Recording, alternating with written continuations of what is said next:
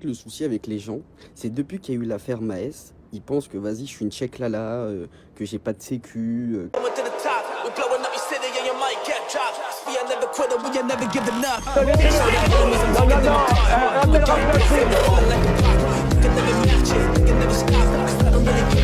Vous fumez, monsieur? Le football, il a changé. Oui, peut-être.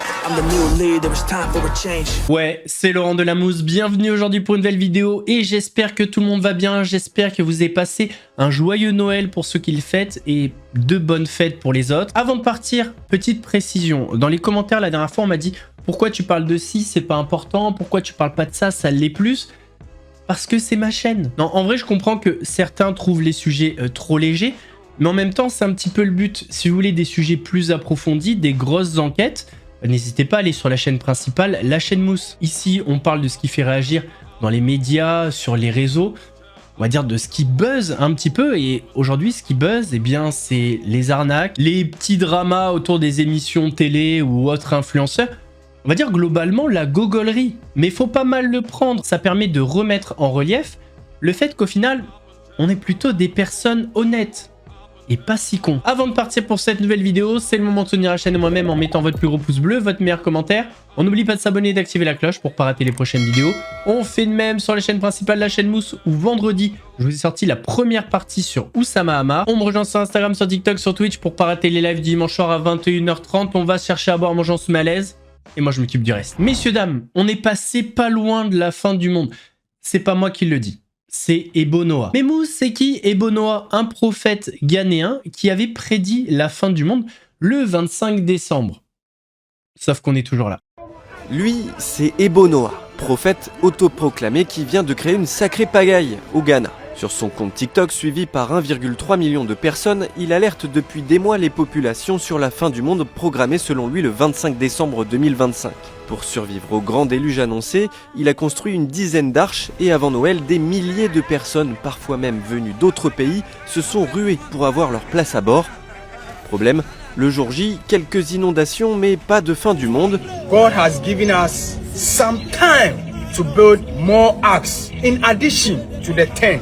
Oui, alors il va peut-être même falloir repartir à zéro là, parce que les gens ont carrément mis le feu aux arches. Brigitte Bardot nous a quittés, pas quand Aquababe l'a dit. Rappelez-vous, il avait annoncé le décès de Brigitte Bardot, donc il s'était trompé. Bon, on le savait, en tout cas, elle est décédée, paix à son âme. Et très peu de temps après l'annonce de son décès, Brigitte Bardot a essuyé pas mal de critiques, notamment celle d'un auditeur des Grandes Gueules. Pour commencer. Moi, je respecte l'actrice, etc. Paix à son âme, c'était une icône, elle était magnifique, la plus belle femme du monde, tout ce qu'on veut, d'accord. Mais pour moi, une femme qui dit que son fils était comme une tumeur en elle, qui a pas réussi à élever son fils avec les moyens qu'elle avait, elle aurait pu se payer une nounou, je pense, si elle assumait pas. Elle a jamais élevé son fils, elle s'en a jamais occupé, et on dit que c'est une icône. Je suis désolé, moi, c'est une mère avant tout. Ça doit être une mère, c'est une icône, oui. Mais une femme qui n'élève pas son fils, pour moi, n'est pas une icône. Je suis désolé. Paix à son âme, ceci dit, je respecte l'âme des morts, etc. Mais là, je peux pas entendre dire que c'est une icône. On oublie trop ce côté-là. Ce côté-là, on voit le côté Madone, actrice, icône, protectrice des animaux, grande gueule, tout ce qu'on veut. Je suis d'accord avec ça. Mais à côté de ça, elle aurait pu assumer. Ça, c'est une tâche indélébile pour vous. Christophe, vous auriez préféré qu'elle soit une mère toxique pour son fils, en fait? Vous auriez préféré qu'elle lui transfère toute... parce que vous savez pas ce que c'est une mère toxique qui veut pas de son enfant. Vous savez pas ce que c'est une mère qui n'a pas voulu de son enfant et qui est obligée de l'élever. Une mère normale, avec les moyens qu'elle avait, elle aurait pu elle y a consacré. Mais vous connaissez pas la réalité de sa vie. En fait, son enfant, il a été élevé par son père. Elle s'en souciait. Elle s'en est pas occupée au sens où elle n'a pas élevé son enfant parce que justement, elle n'avait pas envie de le faire et qu'elle avait pas envie de mal le faire. Donc elle a laissé Jacques Charrier qui la battait, comme ça au passage. Oui, mais bon, bref. Mais ça, c'est pas grave. Il vaut mieux peut-être confier son enfant à un père qui battait sa femme. Mais bref, elle, justement, elle ne voulait pas être une mauvaise mère pour son fils, ni peut-être être une mère toxique. Mais excusez-moi, vu les dégâts que font les mères toxiques, moi je me dis qu'elle a bien fait. Christophe, sur la mère toxique, vous avez raison sur la mère toxique. Ceci dit, pour moi, une mère, avec les moyens que Brigitte Bardot avait, si elle se sentait pas d'élever son fils, elle aurait pu prendre une nourrice à la maison, une nounou qui s'en occupe correctement et qu'elle voie son fils à côté. Vous voyez ce que je veux dire? Pour l'aider avec les moyens qu'elle avait. Et comme au XVIIe siècle, oui, c'est vrai. Et on a également Grégory Zawi qui a lâché une petite bombe sur Brigitte Bardot. Aujourd'hui, Brigitte Bardot nous a quittés et je voudrais vous parler de sa fondation. Il s'avère qu'en 2008-2009, lorsque j'étais en pleine action dans l'affaire Carbone, j'avais quelqu'un d'indépendant qui travaillait pour moi, qui est considéré pour la justice comme un blanchisseur d'argent et qui est en fait un compensateur. Il s'avère que cette personne faisait également de la compensation d'argent pour Brigitte Bardot, je vous explique. Brigitte Bardot, au sein de sa fondation, avait des comptes en Suisse. Ces comptes en Suisse étaient alimentés par des donateurs. Et lorsqu'elle avait besoin de cet argent pour elle, pour ses besoins personnels en France, la banque lui prélevait les sommes dont elle avait besoin et ce fameux monsieur compensateur venait lui apporter ces sommes en liquide chez elle, à l'association, dans le 16e arrondissement, moyennant sa commission. La dernière fois, on avait parlé des athlètes transgenres. Ça avait beaucoup fait réagir en commentaire. Certaines personnes m'avaient traité de transphobe, alors que je suis juste raciste, ça n'a rien à voir. Et ce sujet avait relancé la guerre des sexes. Et justement, parlons de la guerre des sexes. Il y a un match d'exhibition de tennis qui a été organisé entre Nick Kyrgios et Sabalenka. Donc Kyrgios, je crois qu'il est 690e mondial et Aryna Sabalenka, numéro 1 mondial. Et ce match d'exhibition a été organisé à Dubaï et cet événement s'appelle la bataille des sexes. Même avant de se jouer, l'événement a fait polémique puisque le terrain de Sabalenka était 9% plus petit et Kyrgios avait qu'une seule balle. Voilà, pour ceux qui ne savent pas, au tennis, il y a 2 balles quand on sert. Lui, il en avait qu'une. Et donc du coup, même avant le match, beaucoup de personnes se sont dit si c'est la bataille des sexes, c'est les mêmes règles, ce qui n'était pas le cas. Donc voici un petit peu les règles, comment ça se passe. Et après cette vidéo, on parlera du résultat. Enfin, je vous montrerai le résultat. Les nouvelles règles du match entre Sabalenka et Kyrgios font polémique. Un match de tennis entre 2 adversaires que tout oppose est organisé ce dimanche à Dubaï. D'un côté, Aryna Sabalenka, 27 ans, numéro 1 mondial du circuit féminin. De l'autre, le sulfureux Nick Kyrgios qui figure à la 693e place du classement ATP. Ces deux-là s'affronteront lors d'une 4e bataille des sexes. La première a eu lieu en 1973 quand Billie Jean King défiait et battait Bobby Riggs dans un duel légendaire pour l'égalité des sexes. Mais pour Billie Jean King aujourd'hui, la seule similitude, c'est qu'il s'agit d'un match entre un gars et une fille. L'américaine, loin d'être convaincue, dénonce l'inégalité des règles du jeu entre les deux adversaires. Car cette fois, les règles seront adaptées. Nick Kyrgios n'aura le droit qu'à un seul service contre 2 en temps normal. Et la partie du terrain d'Aryna Sabalenka sera 9% plus petite que celle de l'Australien. Si sur le papier cette décision est un moyen d'équilibrer la bataille, dans les faits, cela a surtout amené son lot de critiques. C'est débile d'adapter les règles, cela va à l'encontre même de l'esprit de ce type de match. Pourquoi vouloir équilibrer la rencontre si le but est de prouver que les femmes sont les égales des hommes? Ça voudrait dire qu'elles sont inférieures dès le départ. La joueuse et par extension le tennis féminin semble avoir tout à perdre dans ce match. Si Sabalenka l'emporte, sa victoire risque d'être pointée du doigt à cause des règles. Si elle perd malgré ses conditions favorables, les critiques et moqueries risquent de pleuvoir. Et c'est exactement ce qui s'est passé. Nick Kyrgios a gagné 6-3, 6-3, mais vraiment en détente, avec des règles qui le défavorisaient. C'est une très mauvaise publicité pour le tennis féminin. Pour Sabalenka, depuis le match, la session vanne est ouverte sur les réseaux sociaux.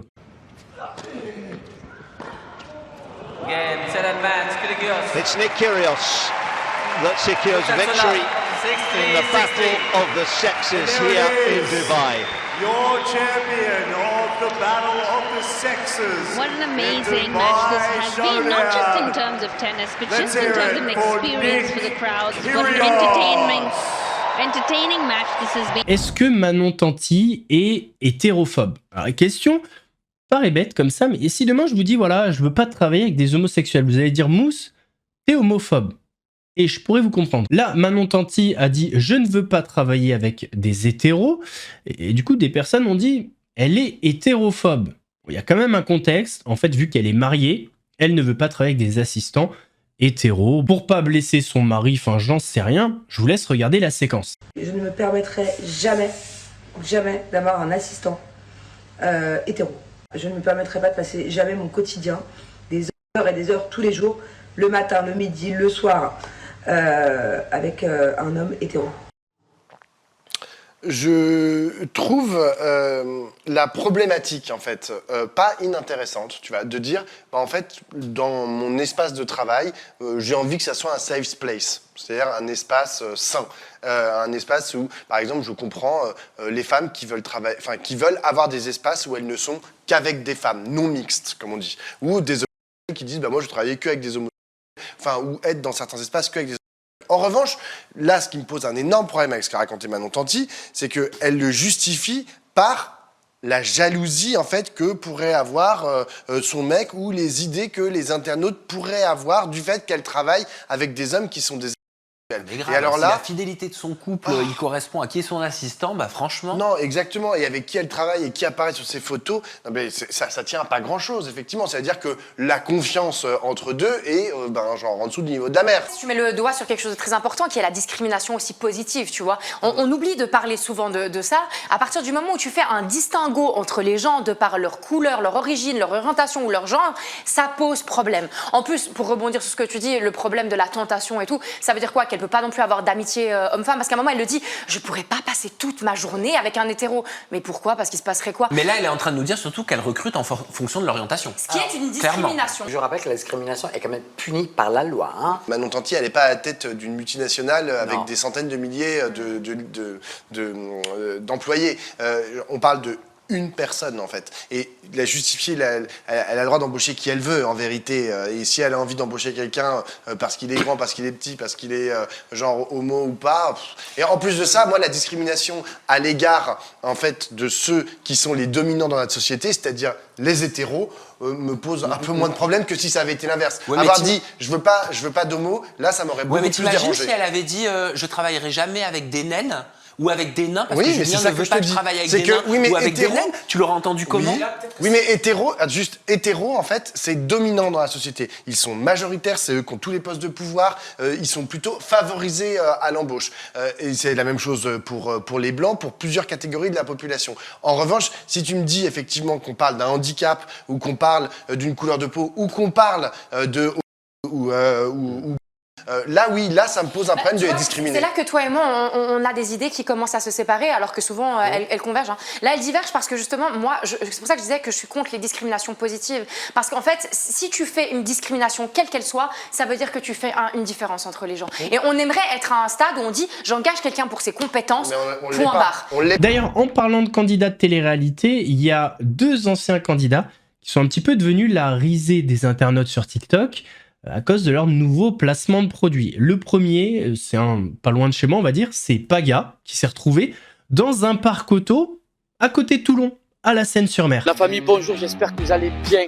La famille, bonjour, j'espère que vous allez bien. Aujourd'hui, j'ai l'honneur d'être sur un parc automobile situé à la Seine-sur-Mer, JN Auto. Achat et revente de véhicules. On est sur le parc, il est monstrueux. Je viens de rendre mon petit GLA que j'ai eu pendant 1 mois et demi, qui est juste ici, regardez comme il est merveilleux. Et là, je vais vous montrer un petit peu, on va faire le tour. Il y en a vraiment pour tous les goûts. Des Mini, des Fiat, dernier modèle, des Renault. Bien évidemment, vous l'avez compris, en tant que Marseillais. Je crois que ça se situe entre Marseille et le Var. La Seine, je suis ambassadeur de ce grand parc. Allez, on continue. Une belle Mitsubishi, il y en a pour tous les goûts. Hein. Une Mercedes-Benz, pour les amoureux de Merco. Celle-là, c'est la classe. Ça, le Wrangler, Jeep Wrangler, ça c'est ma cam, on peut partir en Corse, à la montagne, c'est génial. Bref, vous avez compris, ça c'est que la première rangée, il y a 2, 3, 4, 5, 6, 7, 8, 9, 10, il y en a vraiment pour tous les goûts, suivez-moi. Achat, revente, la famille, ils s'occupent de tout, si vous venez de ma part, vous allez avoir des remises, carte grise, des tapis offerts, plein de belles choses, à tous les prix, dans toute la France. On peut accéder sur le site internet, sur l'Instagram. C'est une équipe de jeunes, ils sont très réactifs, ça bosse très très bien. Ils sont très réputés, ils travaillent avec toutes les plus grandes marques. C'est juste génial. Je vous embrasse, c'était JN avec Paga. Et l'autre, c'est Carla Moreau, qui était sur le plateau de TBT9 il y a pas longtemps pour faire la promotion de son livre. Et là, on la retrouve sur TikTok en faisant de la pub d'un brunch. Oh, mais c'est Carla Moreau? Bah oui. Je peux faire une photo avec toi? Mais on va faire mieux que ça. Viens manger un brunch avec moi, regarde tout ce que j'ai. C'est trop bon, t'es déjà venu chez Gaston, c'est juste de la folie. Tout est fait maison, il y a plein de choix.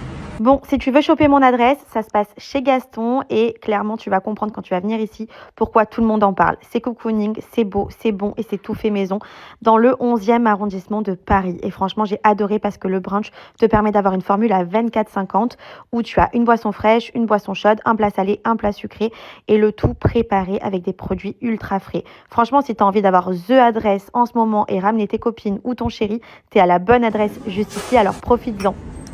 J'ai passé un super bon moment avec ma rencontre du jour, alors n'hésite pas à te rendre chez Gaston pour passer de bons moments, du partage, des plats super frais et colorés. Regardez-moi comme c'est trop beau. Merci beaucoup, je me régale. T'as vu, je t'avais prévenu. Alors c'est pas mieux qu'une photo?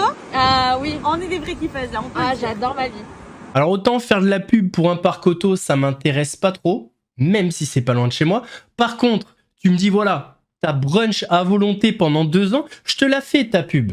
En vrai, elle a pas tort, Carla. Parlons maintenant de Maëva Guénam. 2 sujets. Le premier, elle a été convoquée au Quai des Orfèvres, apparemment, pour parler de Magali Berda. Enfin, des anciens placements de Magali, notamment la Lollybox. Je sais pas si vous vous souvenez. J'étais au nouveau Quai des Orfèvres, hein. C'est vraiment les enquêteurs là. Donc il y a une grosse enquête qui est en cours. Franchement, l'enquêteur au top du top, les filles. Il a été très très professionnel. Voilà, après ça a duré beaucoup de temps parce que j'ai dû reparler depuis le début. D'ailleurs, les filles, j'ai un scoop à donner. Je vais emballer steak, je suis une grosse balance. Vous vous souvenez de la box qui avait fait polémique? La box que les inclus qui travaillaient dans cette agence, ils postaient que même c'est une box de bonbons, qu'on disait elle coûte 1 €. Nous on savait pas. Au nom de Dieu, moi personnellement, je savais pas. Sur le bon Dieu tout puissant, je le savais pas. Et au final, ils prélevaient 30 € sur les comptes en banque. À qui appartenait cette société? Je viens de le savoir là aujourd'hui, les filles. Wallah, c'était à elle. Je le savais même pas. Au nom de Dieu, je le savais pas. C'est trop grave. C'est trop grave, les filles. C'est une arnaqueuse dans l'âme et même à ses amis intimes. Tout ça, elle le cachait. J'étais son amie intime. Aïe, c'est trop grave. Ah, je m'en bats les steaks, je balance les scoops, moi.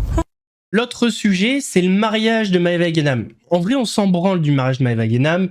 Voilà, tout le bonheur du monde, tout ça, c'est pas le problème. Mais en fait, Aquababe a parlé du nouveau mari de Maëva Guénam et de son passé. Et du coup, il serait menacé. Il m'a dit, fais attention à ce que tu dis sur ma femme. Mes cousins, ta femme, elle passe jamais sur Aquababe. Elle passe jamais dans mes stories, en fait. Elle passe jamais dans mes médias, en fait. Elle est passée juste aujourd'hui, là. Elle s'est mariée, elle a fait son mariage. Félicitations à elle, elle est passée en story. Fin de l'histoire. Et là, il me parle de... Fais attention à ce que tu racontes sur ma femme. Tu crois ta femme, c'est qui, en fait? Sur de ma mère, il est là, il veut qu'on devienne méchant, lui aussi, là. Le souci avec les gens, c'est depuis qu'il y a eu l'affaire Maës, ils pensent que vas-y, je suis une tchèque lala, que j'ai pas de sécu, que je connais personne, que je suis un orphelin dans la ville. Eh, calmez-vous. L'affaire avec Maës, ça s'est réglé depuis. On est en bleu, c'est fini, il y a plus de galère. Vous êtes là, vous me parlez de menaces, là. Vous menacez qui, là, avec vos 3 cheveux sur la tête?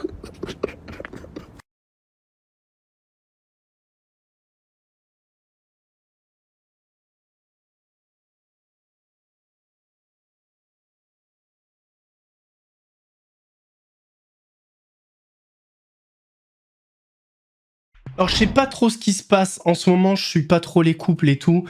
Marois, Vincent, je sais pas quoi. Mais en tout cas, Bastos, en live, s'est fait un petit peu enchaîner par cette fille qui s'appelle Marois. Enfin, enchaîner.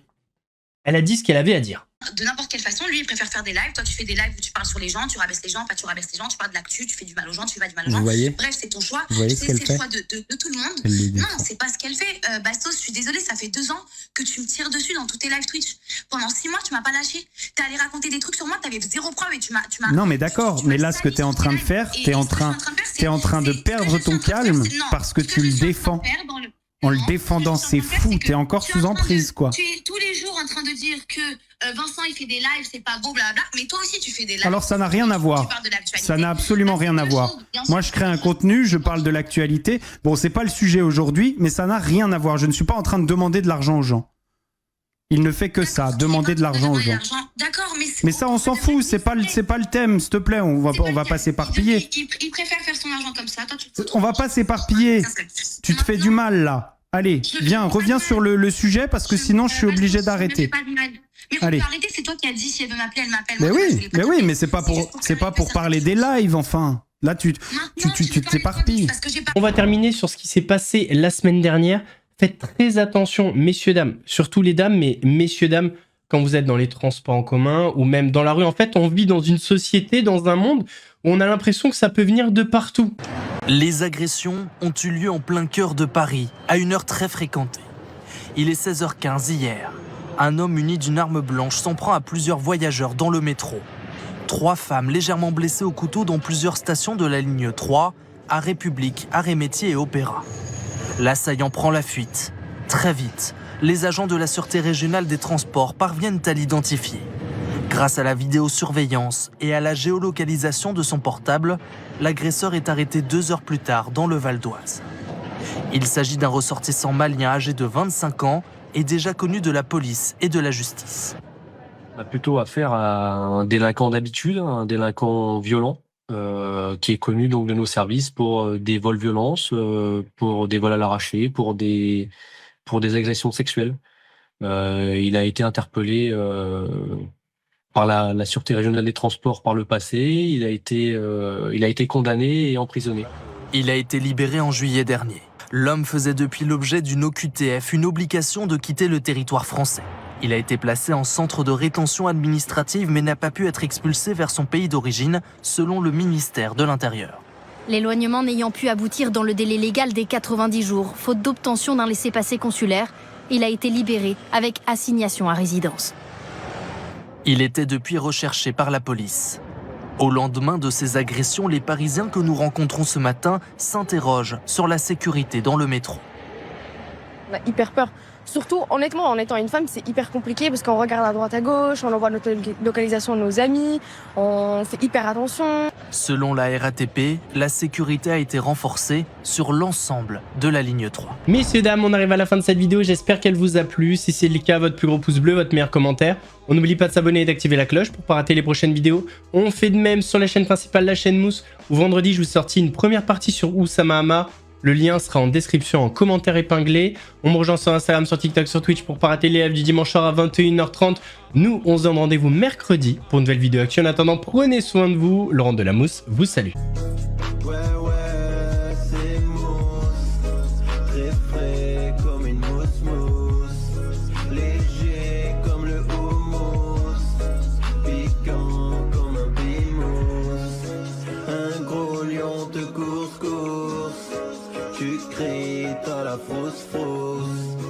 J'arrive à la rescousse.